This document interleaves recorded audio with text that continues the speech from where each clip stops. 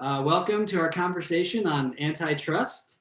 It's fitting antitrust. We wish we could do this meeting on Google Hangouts or Google Chat, just to be in the spirit of things, but Zoom will have to suffice.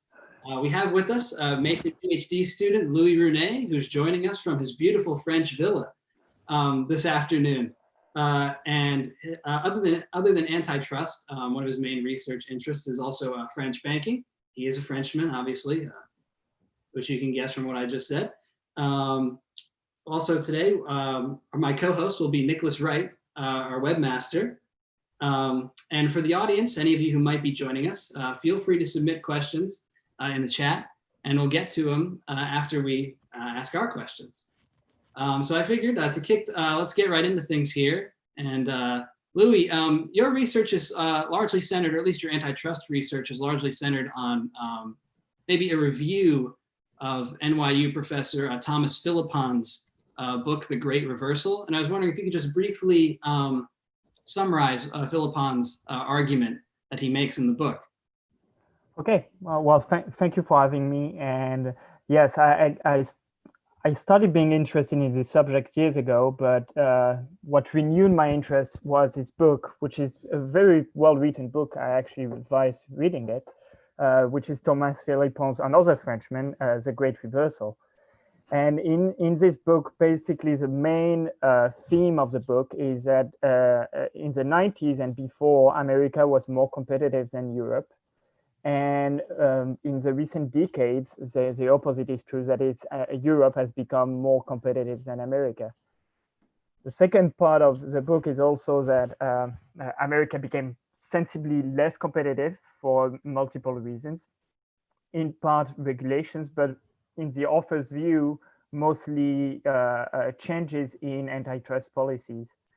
And finally, there is a third point in the book, which is that competition has large macroeconomic consequences, especially for inequality, macroeconomic stability, etc., etc.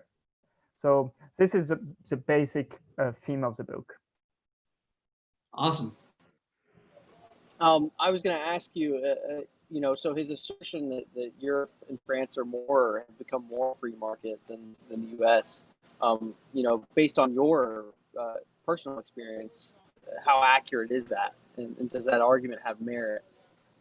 Well, so I don't know about my personal experience because that can be tricky, but it is true that in the past decade or two, Europe has become sensibly more competitive. And yes, the European Union, as Philippon argues, has played a role in actually making things more competitive on the economic sphere. The reason why is, and he explains it pretty well, which is that Europe is a transnational entity, or a bunch of transnational institutions. And so people were worried that antitrust authorities at the European levels could be captured by, certain countries for their own benefits, or certain political classes from certain countries. And same thing for the regulatory agencies. And therefore, those agencies were more independent, and therefore, according to Philippon, were more pro-competition.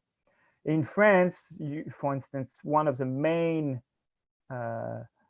improvement in competition has been done on internet and phone services.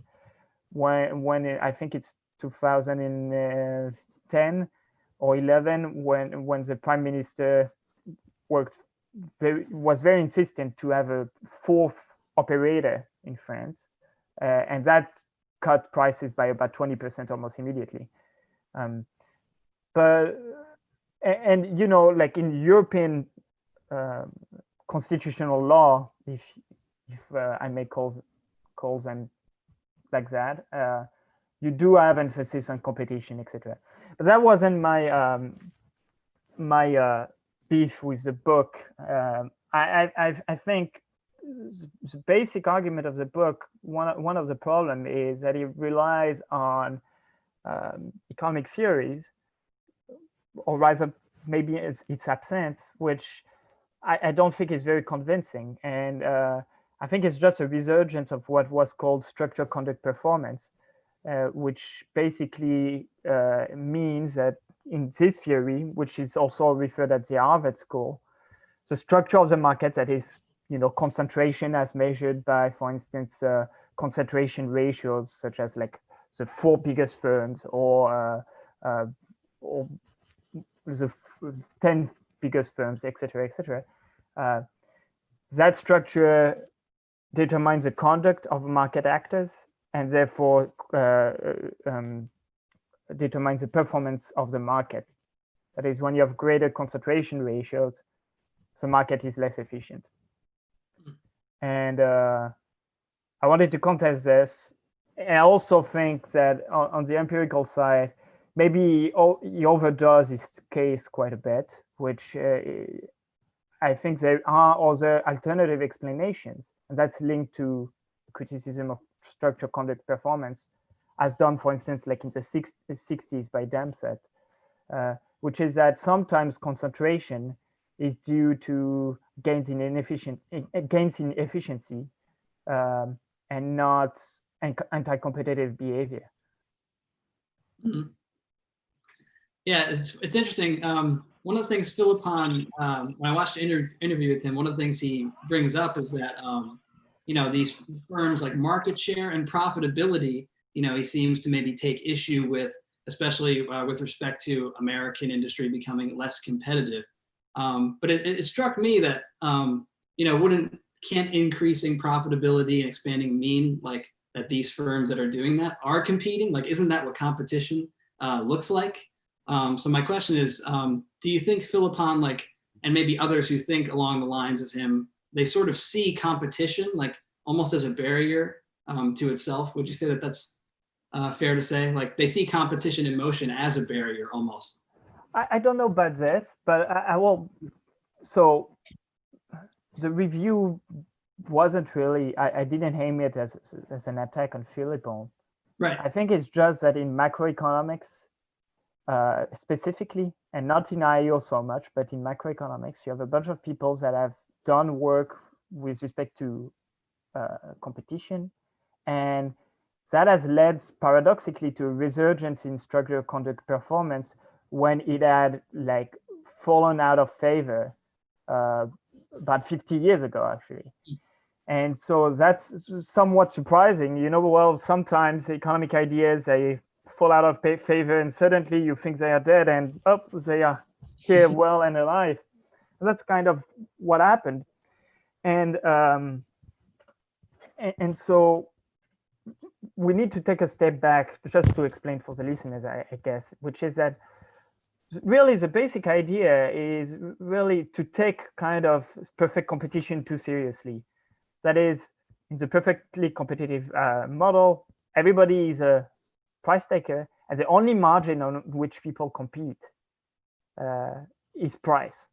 And even then, they don't really compete on it because they take it as given, and so they are just firms in this model are just a black box which respond to a price stimuli, and price equal to marginal cost, and that's it. There is no other margin of competition. Everybody produces the same good. There is no advertisement, etc., etc. Now, when you consider that information costs are costly, information is costly, you have uncertainty, etc., etc., then it's also costly to transact. Then people start competing on multiple margins and not simply price. They compete on quality. They compete on price indeed, but they compete on which production functions to use. They compete on the merger market, etc., etc.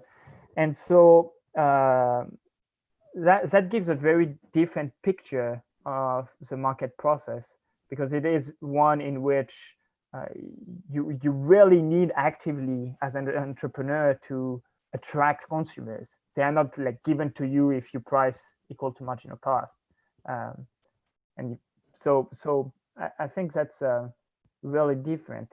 And in that framework, I would say, which is mostly, some people would call it the Austrian framework, but which is also the framework of, the UCLA, Chicago school.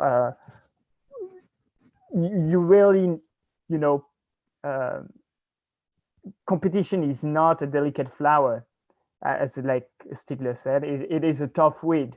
It's like people on the market may try to eliminate it, but it's always there, and it's just the driver of the whole process, whether you want it or not. It's just that it may not be on the price margin that people compete. Mm-hmm, mm-hmm. Exactly like you said, it seems like the margin of price is the easiest way to try and parse a phenomenon apart, that's as complicated and as tough to grapple with as competition is. So, with that being said, what do you make of the very recent DOJ lawsuit against Google vis-a-vis, the fact that their business has become so large, through so many other channels, with marketing, with data collection. The lawsuit seems to be focusing so much on search, but there's so many other lines of business that Google, engages in. I feel are left out of this specific lawsuit. So I wanted to get your thoughts on that. That's actually perfect that you bring that up right here, because that's the lawsuit on Google exemplifies perfectly what I wanted to communicate when it comes to the multiple margins of competition. So I will come back to Google like as a big corporation, but let's focus simply on the lawsuit itself. The lawsuit is the DOJ. The lawsuit is about Google paying Apple to be the exclusive default search engine on iPhones. So Google pays tens of millions of dollars to Apple to get to be the default on iPhones. And that gives them an advantage because most people, they don't really care and they just want to search, and whether it's Bing or Google or whatever, they are not going to switch. They are just going to trust Apple to use the default engine. Now, if you are like in a world again where you have like perfect competition, etc., that may seem very odd. You would say, well, that seems like anti-competitive behavior. You don't want this. But if you look more closely, what happens is that the search engine, or like being the default engine, is a valuable resource. It's a valuable economic resource because some people don't switch, yet the search engine does gain from being the default search engine. And so when Google pays Apple to be the default search engine, what they are doing basically is subsidizing iPhones. And therefore, that means iPhones are going to be cheaper. So in that broader market competition process, you actually have the consumer benefiting. Now, one of the most controversial aspects of Google's contract with Apple is that they obliged Apple not to use anyone else as a default engine and like as an engine, because the thing is, they don't want Apple to cheat. They don't want them to be able to say, hey, pay us to be the default engine, and then we're going to like make others available easily. That would defeat the purpose. So although, yes, you would think this is anti-competitive behavior, it is not. Other search engines, if they were better than Google, could simply pay Apple more to get the default search engine. Bing, if they are better, could pay more, and the consumers would trust Apple, hopefully, that they did the right choice and that's the right search engine. By the way, if Apple did choose the wrong search engine, that would be costly to them too, because consumers wouldn't be as happy either. So yes. Now people think of Google as this monopoly corporation, but that exemplifies also some of the problem with defining what competition is in like numerical terms. So think about like concentration ratios. Well, concentration ratios with respect to what market? What is a market in which Google operates? Is it the web search engine market? Well, maybe, but really what Google is doing is advertising mostly. And if you take Google in the advertising market, they actually are just a small portion of the whole advertising market. You can advertise on radio, you can advertise on TV, you can advertise on Facebook, etc., etc., etc.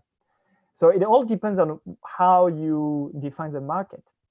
The same way, there was a paper by, I don't remember the name of the author, but which showed that rising concentration level at the national level was actually associated with declining concentration level at the local level. For instance, imagine Walmart comes to your town and opens a shop. Often that actually increases competition, not decreases it. But at the national level, it looks like the concentration, the Walmart concentration is getting bigger and bigger. So you may fear monopoly at the national level, but when you look more closely, actually they increase competition. Exactly. You can compare this to, you can compare Google to Amazon as well. Amazon has caught as much, focus from authorities too for being a possible monopolizer within retail. But if you look at the amount of tangible retail that happens, not just online retail, that Amazon participates in, compared to everyone else, Walmart, huge retailers, they're just a drop in the bucket. Yeah, I think they are 4% or something. Exactly, exactly. It's always, you always have to ask, with reference to what, how competitive are they, within which sphere are we talking? I mean, this worry about bigness is recurring. Like every decades or 2 decades, people start to fear the big corporations and specific ones. Now, why are they big in the first place? Well, sometimes they're big because of government privilege, and in that case, we should do something about it if we want, more welfare for the consumer. But most of the time, they are big because they serve the consumers very well. I mean, we all use Amazon, and I love it. I think it's great. I remember, I don't know, when I was very young, you had eBay. People were using eBay. Well, clearly they didn't do as good of a job as Amazon, so that's why Amazon prevailed. Same thing for Google. Actually, in actual fact, I'm even surprised that people suggest Google is a monopoly, even in the search engine market. Because if you use Bing, for instance, people make fun of Bing, but it's actually just a great search engine. It's practically as good as Google in certain aspect. It may even be better than Google. So you need to, yes, Bing has a very small market share on the search engine market, but that doesn't matter. What matters is how far are they with respect to the service provided by Google. If Google puts 50% more advertisement on on their search, etc., they will switch to Bing immediately because it will be easier. So it's more competitive than people make it to be, I think. It's actually a very competitive industry, and that's why it's also very innovative, etc. Right. We often hear about especially being econ students, how erecting these barriers to entry is really kind of what permits monopoly, and then sort of restricting output and raising price. And you see in some of the arguments, especially the ones Philippon makes, and you alluded to how, well, price is kind of what they're using to, determine monopoly. But what do you think are some other, maybe similar to the ones that I mentioned, what do you think are some other criteria for evaluating whether, something is really a monopoly? If you... Well, economists define monopoly not as, at least monopoly power. Monopoly generally is defined as just one firm monopolizing a market.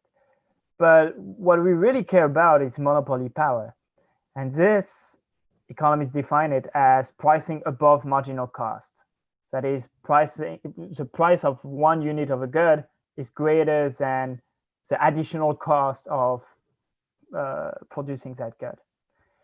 And if you think about it, the marginal cost is really the marginal social cost of producing something. And so if you price above this marginal social cost, what you do is you have an inefficiency, because then the marginal benefits to the consumers is greater than the marginal cost. And what you want at the efficient level is the marginal cost and the marginal benefit to the consumers to be equal. And so that's the definition by standard definition. Well, the problem with that, though, is that market power, or rather like pricing above or below marginal cost, it's a natural thing in the market, meaning you have a lot of uncertainty.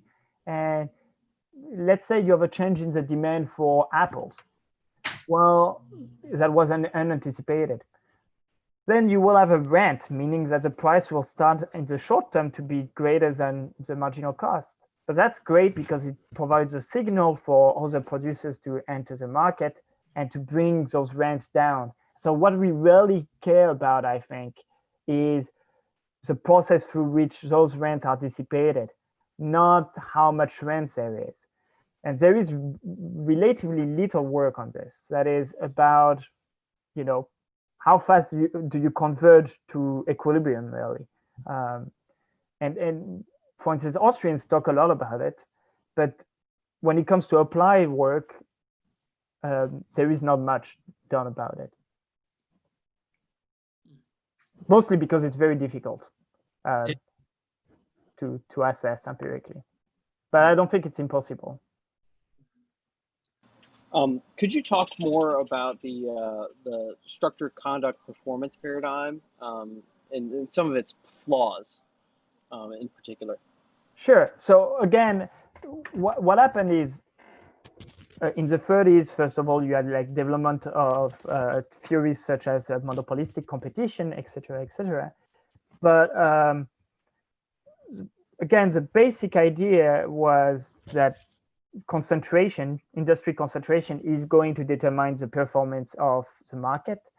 And people that adopted this paradigm pointed to correlations between concentration ratios and profit or markups. Markups being how much bigger prices compared to marginal cost.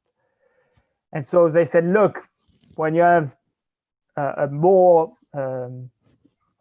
concentrated industry, they have greater profit rates or they have higher markups. And so that proves inefficiencies. Then came a bunch of people, actually, Stigler and Dempsey and others, who said, well, this is just a relationship, but you need to economically interpret it. That is, you need to come up with a theory, more theories than what you just said, to actually prove that this means that you have non-competitive practices. So for instance, you may have greater concentration and greater profit simply because firms are more productive and they are better at what they do. And so in that case, that's a case of a good concentration, where bigness is actually preferred to like small units of production. So so that's one of the one of the main problem with the structure conduct performance paradigm. Another one is that it is not enough to say, well, concentration means this big firm is going to restrict output. You need also to prove that concentration leads the smaller firms in that industry to also restrict output, because if they didn't, then what would happen is that the big firm restrict output, and that's just a subsidy to the smaller firms who expand output at the same time. So maybe you remember from your econ classes, we generally in game theory have like Cournot competition or Bertrand competition. And the theories of Bertrand competition are generally liked because they give you this relationship between, concentration and output restriction. If you had actually firms bidding down the price and not adjusting the quantity, but adjusting the price instead, then you may have two firms that still have a completely competitive outcome. And I think it's more likely that this is the case, mostly because, it's fine in class to say, look, you have supply, demand, your marginal revenue curve. So when the firm faces a downward sloping demand curve, they can price above marginal cost. That's all fine. And that has some empirical validity. It's a very powerful framework. But in the real world, most firms, they don't even know their demand curves. They don't even know their supply curves sometimes. Instead, it's just a process of them, trying a trial and error. And so what they see, though, very clearly, is not supply and demand, but they see the intersection of it. That is, they see the price and the quantities they are producing. And so it seems to me more likely that, Bertrand competition or like competition on price will occur instead of trying to guess what is your competitors' supply curve and demand curve. Exactly. That's a great way to illustrate that. Yeah, maybe economists in the modeling, maybe, they abstract it, or they try to maybe make like exact models in their abstractions. And like you said, the firms don't even know, like their demand and supply curves. But as economists maybe trying to model that, it becomes tricky, perhaps. Well, so again, you need to, in a way, to distinguish between making models to make predictions and making models to make policy recommendations. One may very well be adequate for one, may not be as adequate for the other. Again, it's a very simple monopoly theory that you like study in like elementary microeconomics. That's very powerful. But now it's different from having, for instance, the antitrust authorities assuming they can just know the demand curve and solve an inefficiency based on their private knowledge of supply and demand curves. Because again, even people in the industry generally don't know it. So it's very different to say, okay, well, this theory gives us a prediction when you have monopolies that they restrict output, they have greater profit because they price above marginal cost, etc., etc. That's fine. That's totally justified. But then if you say, oh, well, I can, just use this to make to break monopolies or etc., to increase competition, then you may be totally misled. An example of this is if you work in a private corporation, go to a board meeting and say, I think you should price at marginal costs. They are going to laugh at your face because they are going to tell you like, I don't even know what that means. What are you talking about? I'm just, trying to do business here. I don't know what you're talking about.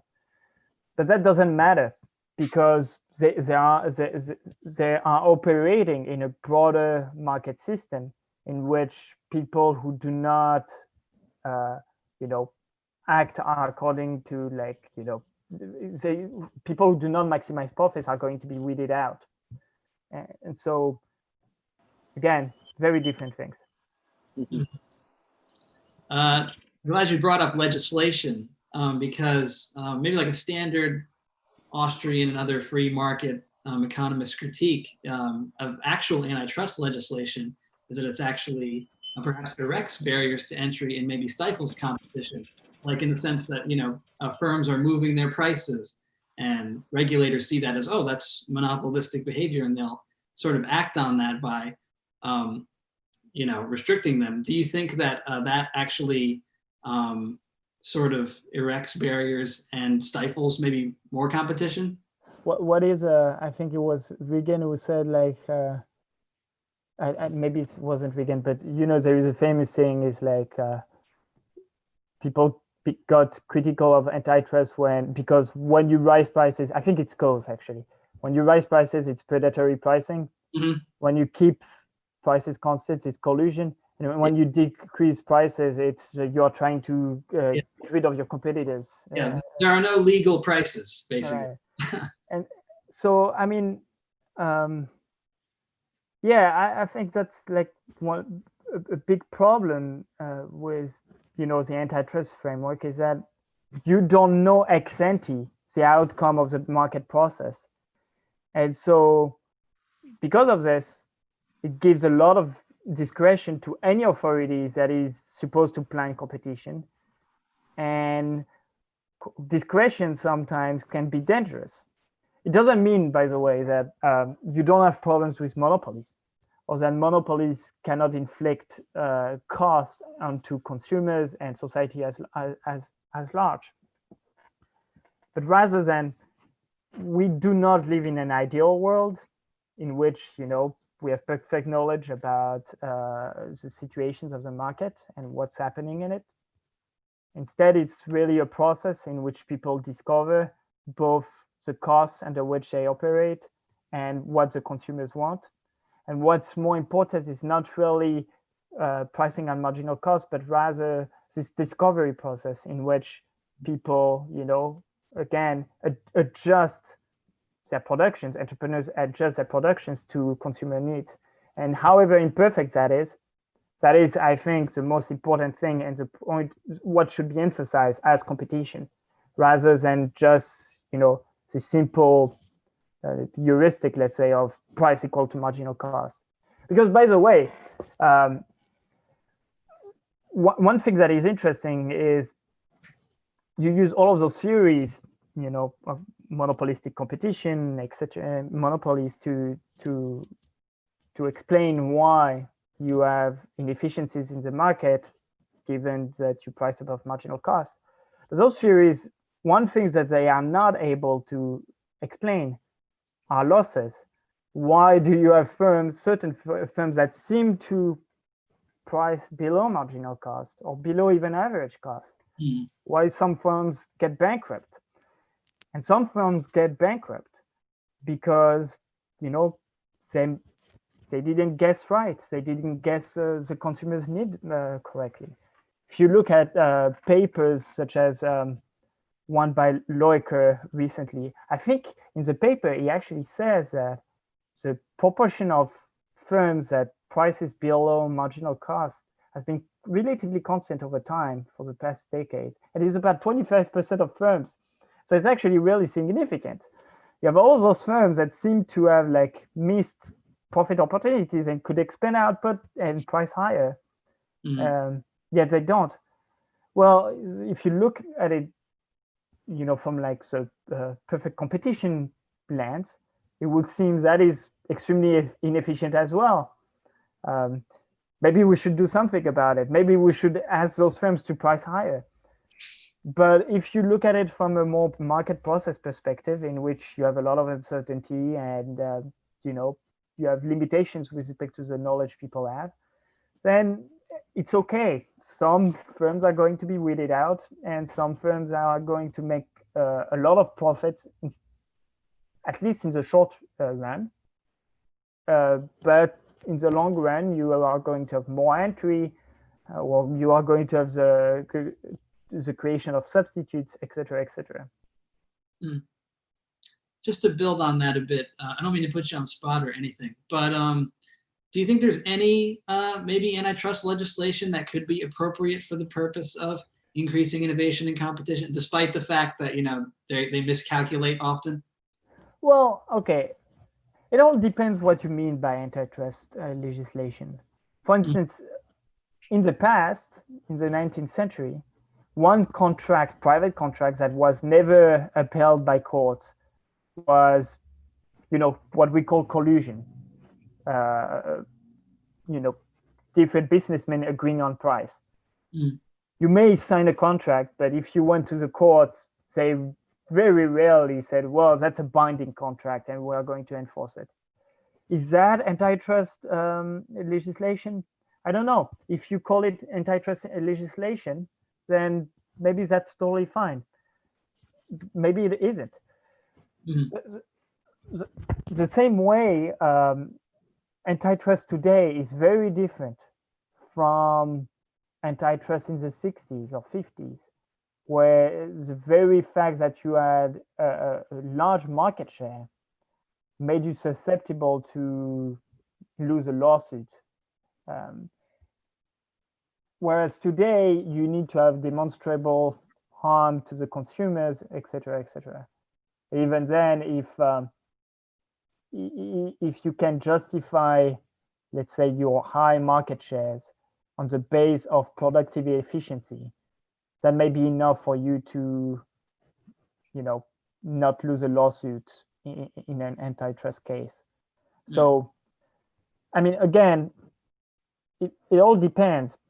But the thing is, and we need to realize that when you have a strong antitrust authority that can break up companies, which can do all sorts of things, and like literally interfere in the everyday business of certain corporations, then you create major problems.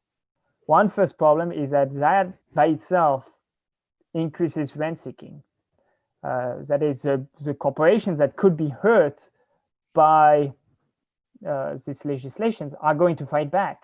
And all of those resources are resources that are lost and could be used elsewhere. Right. So generally, people use, for instance, Google or Facebook lobbying to win the antitrust case, or giving funds to certain academics to provide a rationale for why they are so big, etc. People use that as an example why we need stronger antitrust legislation. I don't think that's at all obvious. I actually think it's the opposite. It's the fact that they spend all of this money should tell you maybe we shouldn't have antitrust legislation. Yes, right. Maybe they are monopolies, and maybe that's bad.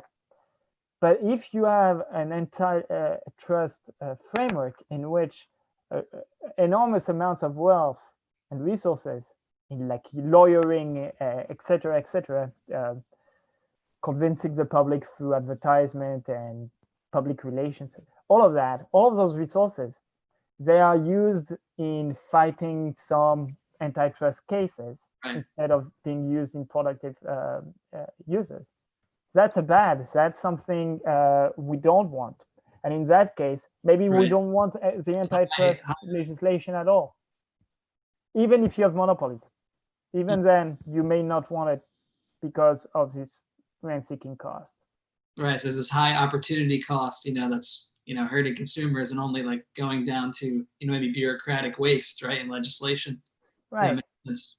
Yeah, so the fact that Google lobbies to fight back antitrust is, again, not necessarily a case for antitrust or for stronger antitrust, quite the opposite.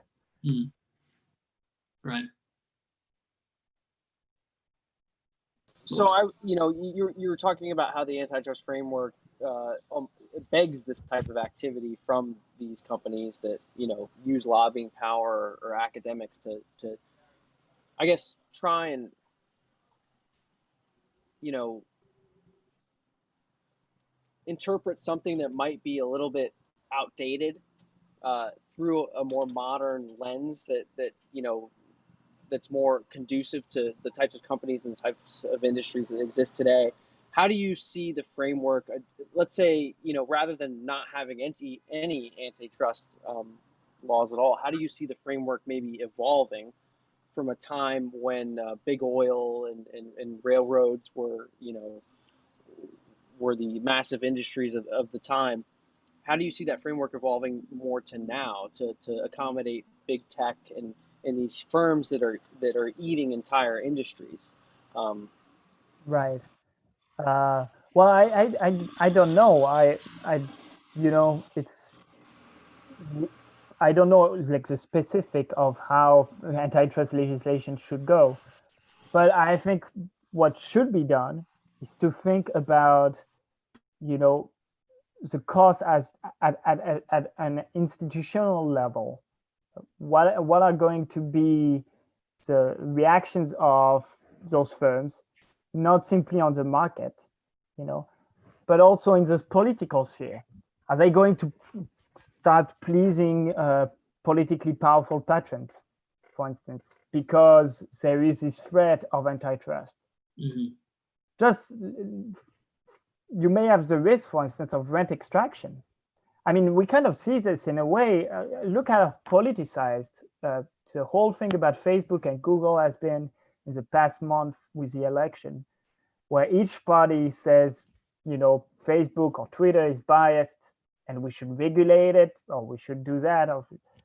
And therefore, it's under this threat, it's after those political threats that you see Twitter and Facebook starting to act very differently with respect to online news, etc., etc.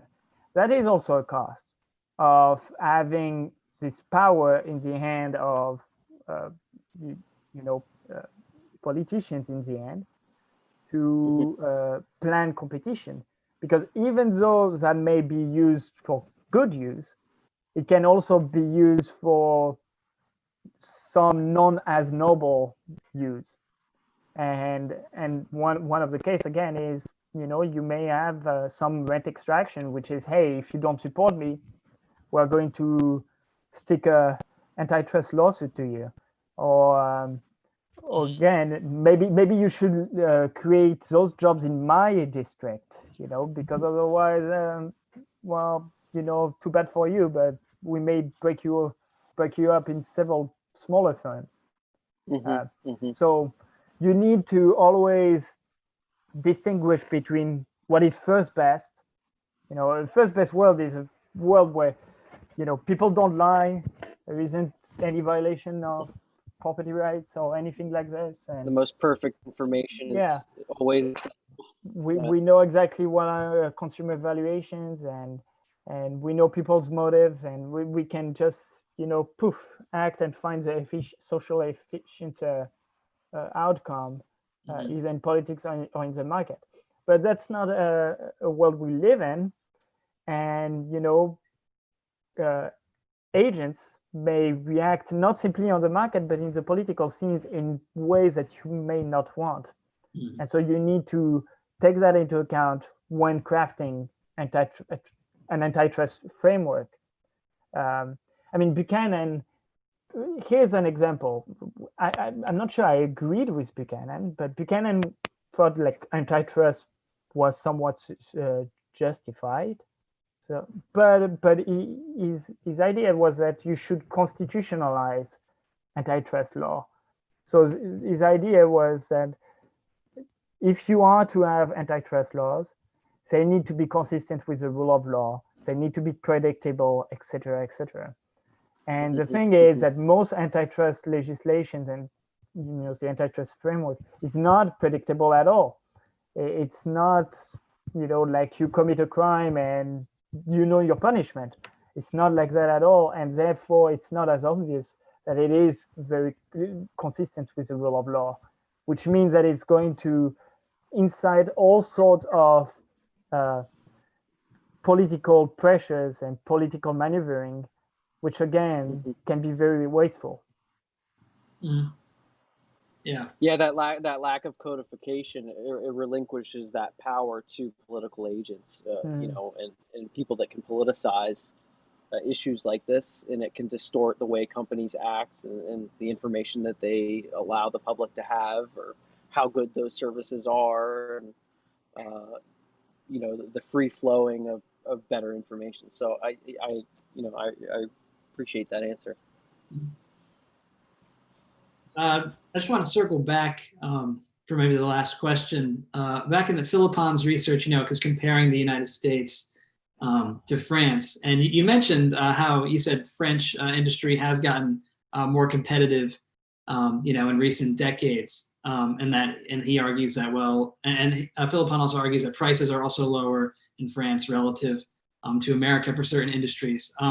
But like you talked about, there's other margins, you know, where you're measuring like benefit to consumers other than prices. And I was wondering if in France and in Europe, like what's the quality of services, like maybe like consumer satisfaction relative, or in Europe relative to the United States in terms of like how good the services are. If there's it's tricky, right? Because it's very hard to know are prices greater in France or small. Let's take an example, which is like my dad comes here, maybe the food prices are cheaper, but he personally thinks that French food is so much better than American food that like it's not worth it. It's just like it's actually for him costlier to eat American food, even though once he's at it, he eats it all. But that's you know, he just will make a remark about how French food is so much better. Now, me, for instance, I don't care as much about it, and so it would appear, at least to me, that American food is in many instances cheaper than in Europe. But again, that depends. You're in very different environments, etc., etc. So it's not really easy to make those comparisons. But we do know, though, that you know, when you have restrictions to competition, and especially legal restrictions, we see it over and over again that the price tend to increase dramatically, and that quantity produced falls quite substantially. But yeah, that like I don't know if we can make any very general statements about, you know, the evolution of prices both in Europe and in America. I think also one thing that is puzzling though with this story is that when you look at total factor productivity in the US in the past 20 years, it has been much higher in America than in Europe, and especially in France. So then there's not many unicorns that have come out of France. Well, it's not simply unicorns. To give you an example, which I give often to friends and my French friends, which is that in 1980, the French GDP per capita was about 95% the American GDP per capita. Nowadays, like today, it's less than 60%. So you have had a relative decline over 40 years, which is quite substantial. So yeah, maybe you know, competition has gotten much better in Europe than in America, but is Europe more competitive than America? I think that's maybe a stretch, or at least not all countries in Europe have the same, you know, competition levels. But France, I don't think is as competitive as America yet. Yeah, so in other words, also you're saying like it's hard to measure like these things, like, well, quality of, you know, goods and services. Maybe prices is one of the only things like that these people can point to and say, aha, I can see prices, but I can't see, you know, consumer satisfaction or other maybe more empirical things are visible, but maybe in theory or in actuality, it's not necessarily the case that the data on like prices speaks for the environment, right? Yeah. Yeah. All right. Well, I think that's all the questions I have. Nick, I was wondering if you got anything? I think I'm good to go. I really appreciate you coming on here and talking about this, especially with everything happening recently. It's very top of mind. So I really appreciate it. Well, thank you. Yeah, thank you so much, Louis. This was a pleasure. If you want to name your paper for the audience real quick, if they can. So it was a review essay, right? And it's called Competition is Still a Tough Weed, a review essay of Thomas Philippon's The Great Reversal. And the competition is still a tough weed is a play on word on Stigler has a sentence in his memoirs where he says, competition is a tough weed, not a delicate flower. Actually, with my roommate during my first year as a PhD, we had a cactus plant and we called it competition because a cactus is a tough weed, not a delicate flower. So That's great. Yeah. That should be our Econ Society logo. Yeah. Well, all right. Well, and we'll put the link to that in the